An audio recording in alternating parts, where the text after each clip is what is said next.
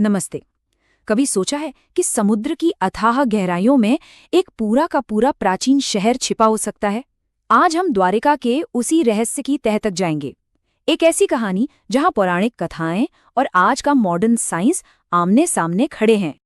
जरा सोचिए, क्या हो अगर भारत का एक पूरा का पूरा प्राचीन शहर, जिसके बारे में हमने सिर्फ कहानियों में सुना है, वो आज भी असल में समुद्र के नीचे मौजूद हो।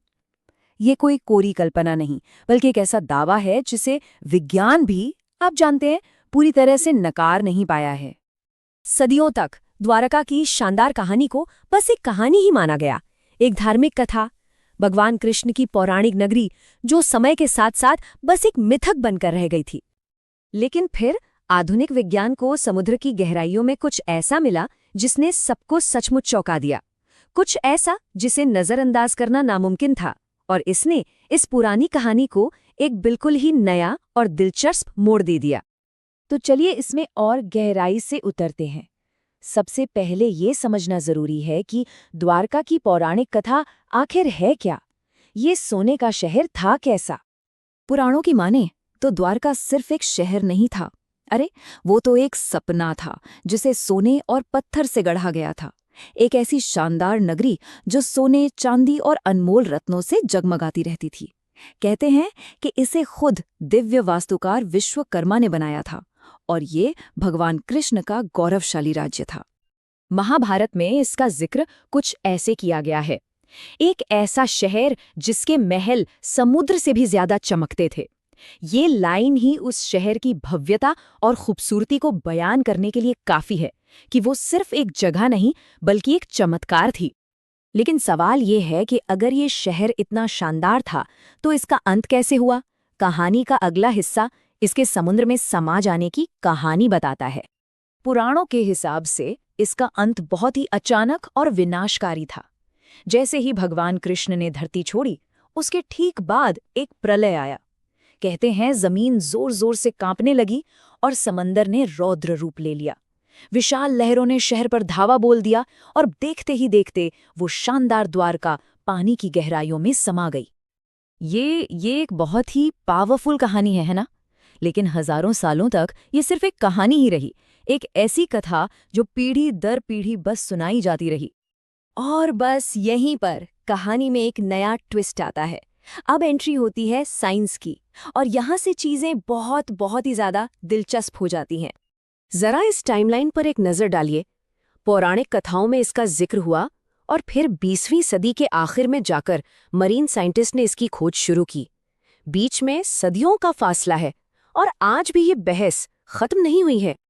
तो वैज्ञानिकों को समुद्र के नीचे मिला क्या? उन्हें कुछ हैरान कर देने वाली चीजें मिली, जैसे कि विशाल पत्थर की दीवारें, पक्की सड़कों जैसे स्ट्रक्चर्स, साफ सुथरी बनी हुई सीढ़ियां और एक दूसरे से जुड़े हुए बड़े बड़े पत्थर के ब्लॉक्स।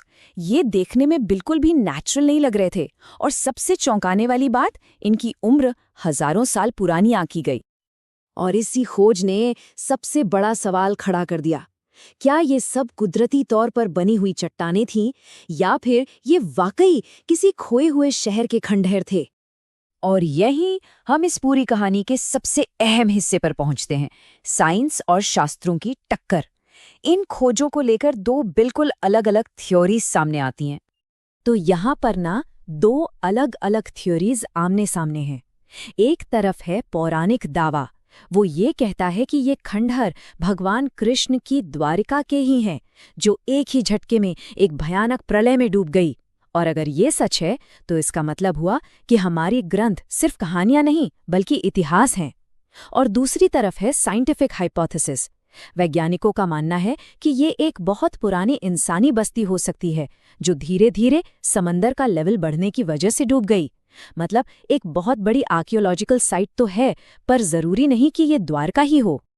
मजे की बात यह है कि दोनों ही पक्षों के पास अपने अपने सबूत हैं, अपने अपने तर्क हैं, लेकिन पूरी सच्चाई आज भी समुद्र की गहराइयों में ही कहीं छिपी हुई है। ये पहेली अभी तक सुलझी नहीं है। तो आखिर में हम उसी एक अनसुलझे सवाल पर आकर रुक जाते हैं कि ये इतिहास है या सिर्फ एक पौराणिक कथा। एक पल के लिए ये सोचकर देखते हैं। मान लीजिए कि ये खंडहर द्वारका के नहीं हैं, तो फिर सवाल ये उठता है कि ये इतनी व्यवस्थित और इतनी पुरानी बस्ती कौन सी थी जो समंदर के नीचे दबी है। ये अपने आप में ही एक बहुत बड़ी खोज है। और अगर ये वाकई द्वारका है, तो क्या इसका मतलब ये है कि हमारी पौराणिक कथाओं में हमारी कल्पना से कहीं ज्यादा सच्चाई छिपी हुई है? क्या वो सिर्फ कहानियां नहीं, बल्कि असल में ऐतिहासिक रिकॉर्ड्स हैं? ये सवाल हमें एक आखिरी सोच के साथ छोड़ जाता है। क्या हो अगर हमारी सबसे बड़ी और महान पौराणिक कथाएं असल में सिर्फ हमारा भूला हुआ इतिहास हो, वो इतिहास जो बस खोजे जाने का इंतजार कर रहा है।